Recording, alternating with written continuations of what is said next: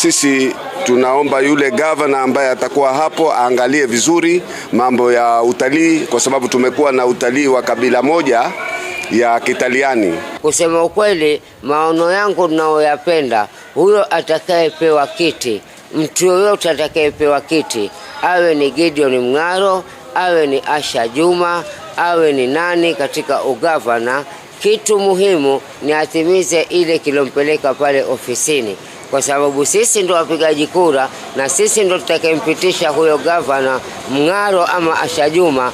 Basi wakati pindi tunampitisha mmoja wao, na yeye pia atumaini kwa sisi ndo tumempitisha. Meanwhile, a section of Nairobi independent aspirants led by senatorial aspirant Bernard Makau have asked Kenyans and city residents to elect leaders who have Kenyans' interest at heart. Independent candidates, or rather the leaders, cited the high cost of living and rising fuel prices as a pointer to why the country needs changes, and independent candidates are best suited for the role, claiming leaders nominated by parties are held hostage by party interests.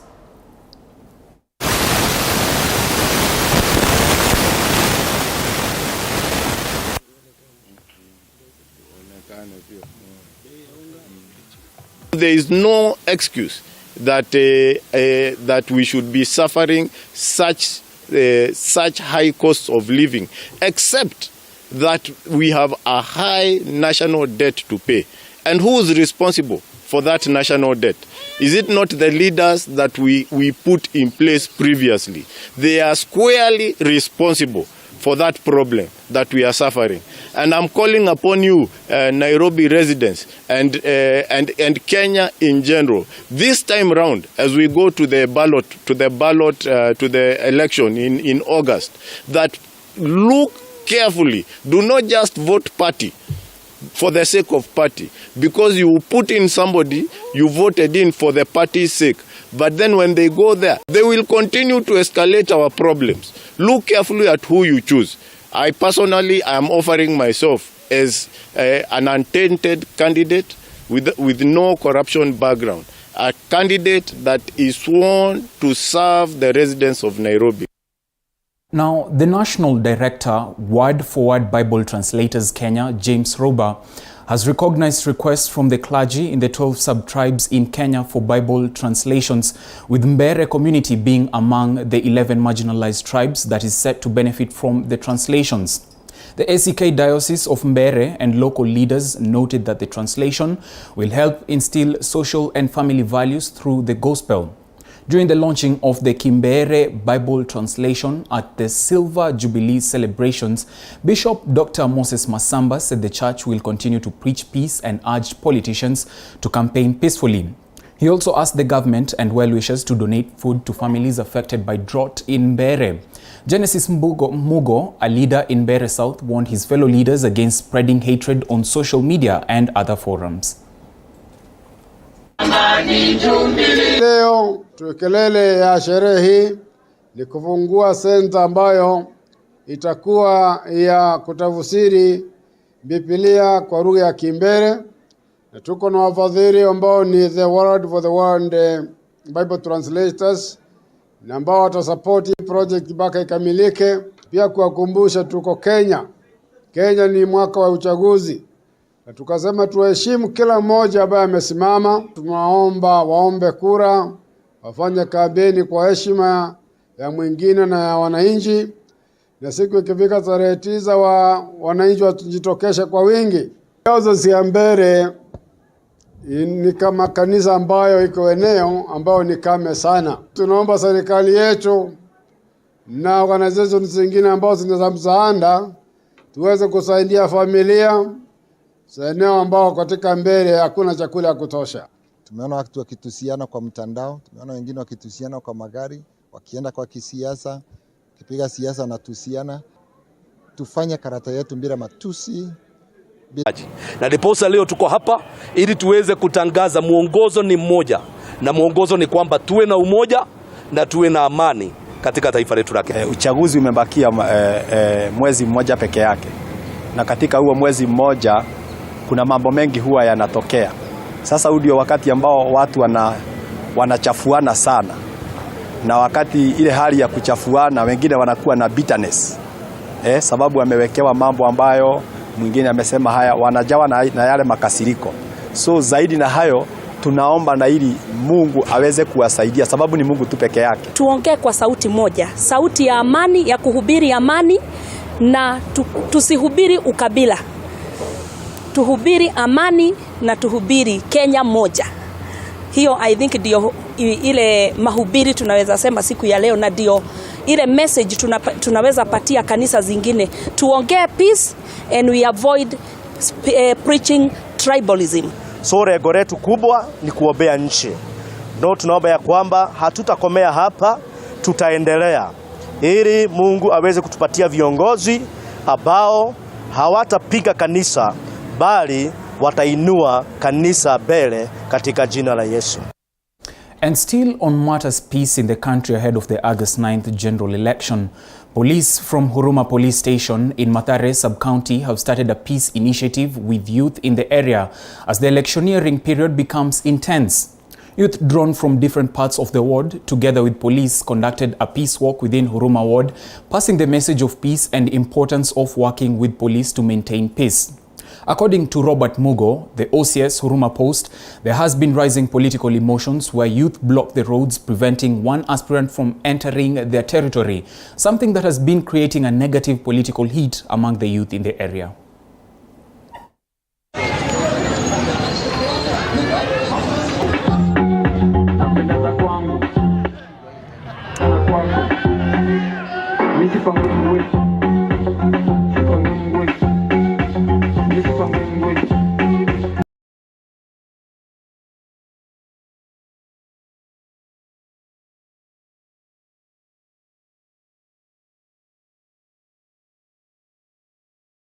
During the election or after the election.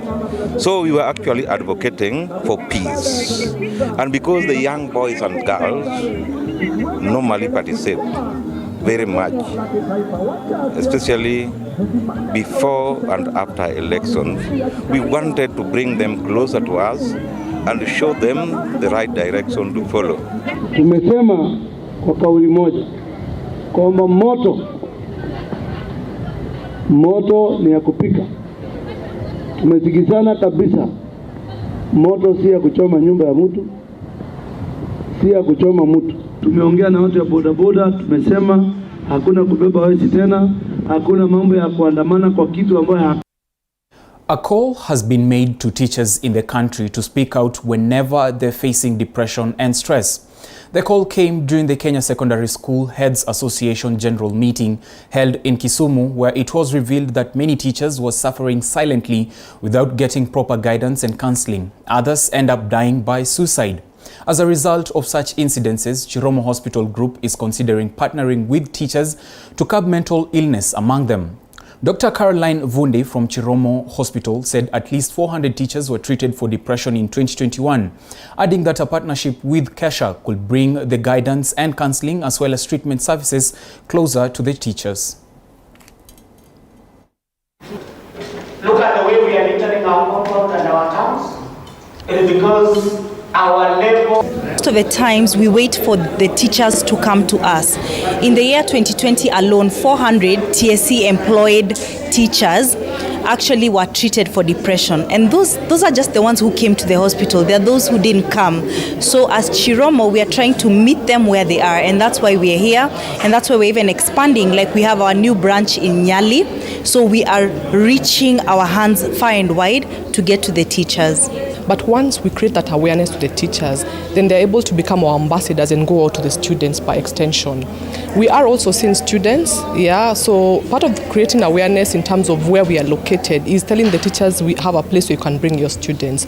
Once you're able to recognize the symptoms that they could be suffering from in terms of a mental health disorder, then you're able to bring them to the facility for care. I had a number of people, of our colleagues under stress.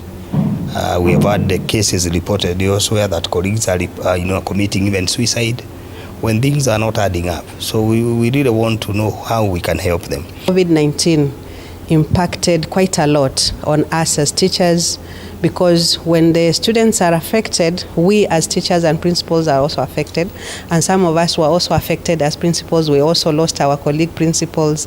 So actually there is quite a lot that is weighing down on us, and that's why we have reached out to such organizations like the Chiromo Group of Hospitals, so that they can look into this issue of our well-being. Now, on that note, we'll do a short break, but don't go too far. When we come back, we'll be giving you more news as well as some sporting action, so stay tuned.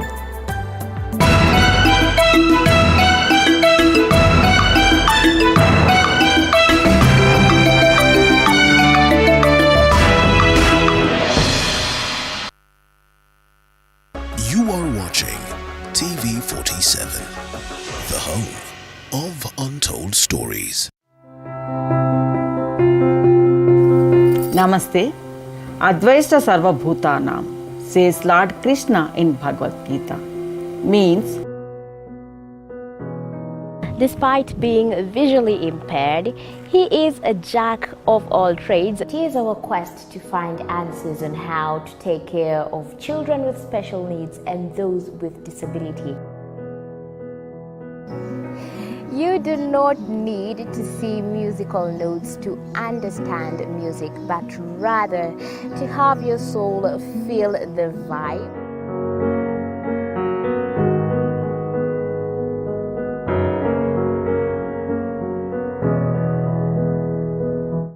Actually, for us to make a wheelchair, we have to take measurements of the user. After doing my assessment, I get to know the parent. I get to know the heaviness she's carrying. Disability comes at different stages of life. The home of untold stories.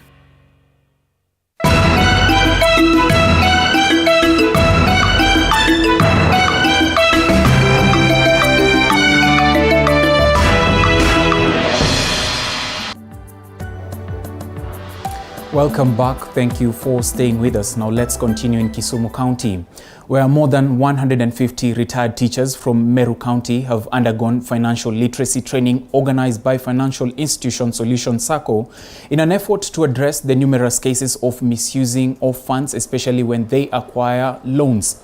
Now, retired teachers are now being asked to have discipline with their retirement benefits, as many find themselves at risk of misuse of money, an issue that may consequently lead to stress. In addition, parents have been asked to teach their children on the importance of investing.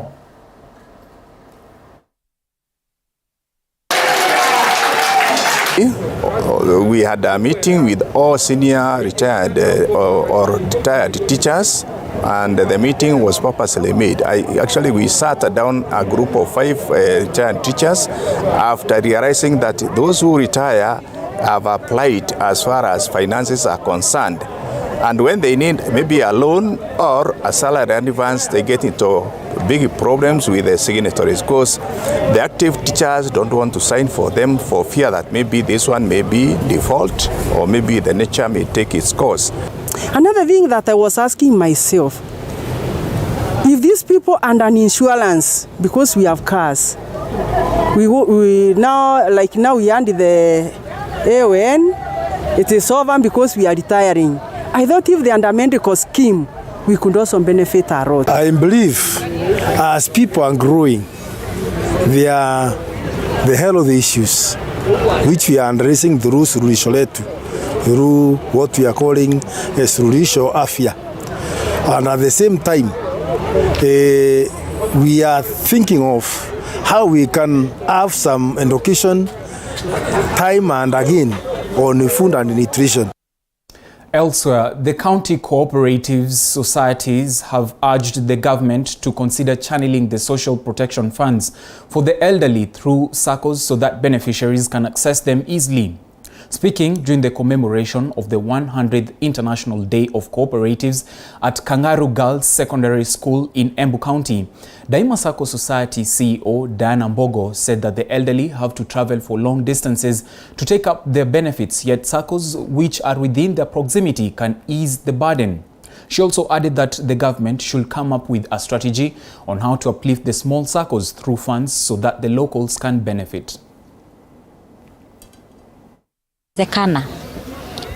Sisi kama wanachama ama the circles tuko katika hali ambayo pengine tungeweza kusaidiwa kama societies.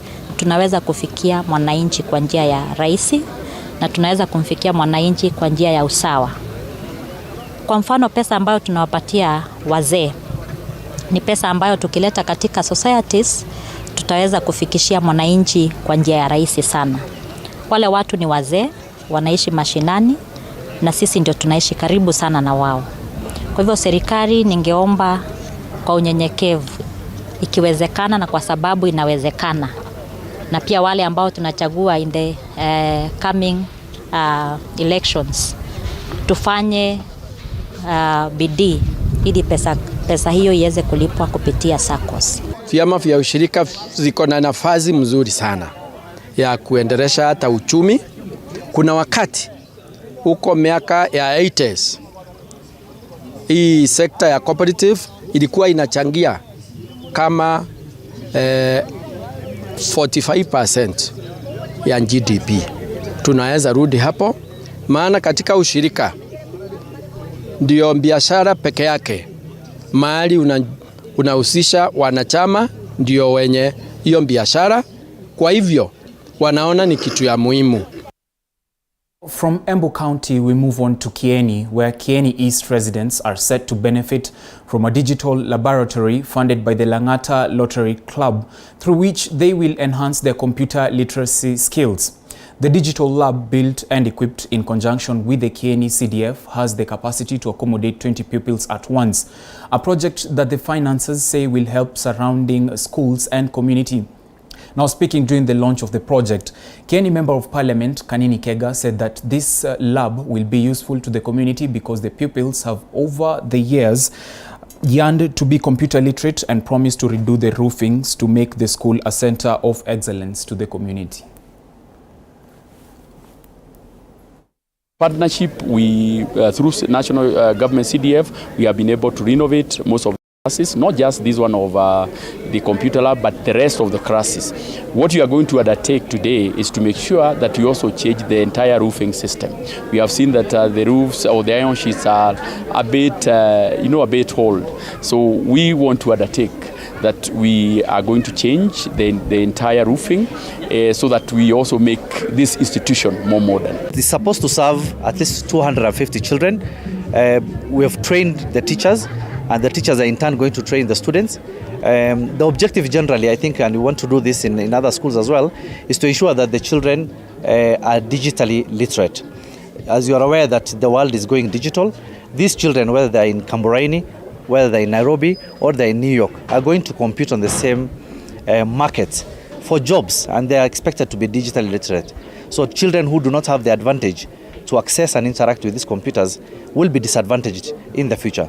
Mtaala wa CBC unaangazia matumizi ya kompyuta na unataka mwanafunzi awe na uwezo ule wa kutumia kompyuta. Na kwa hivyo tulikuwa tunatatizika wakati mwingine kwa sababu unaangalia